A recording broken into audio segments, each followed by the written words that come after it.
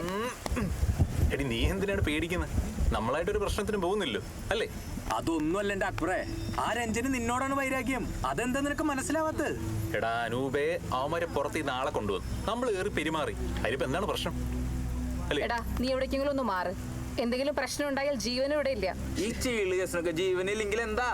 മാക്രി, നീ മിണ്ടാണ്ടിരുന്നോ? അന്നിവിടെ ഇത്രയും പ്രശ്നം ഉണ്ടായപ്പോ നീ എവിടെയായിരുന്നു? അതെ അക്ബറെ, പറയുന്നത് കേക്ക്. എന്തേലും ചെയ്.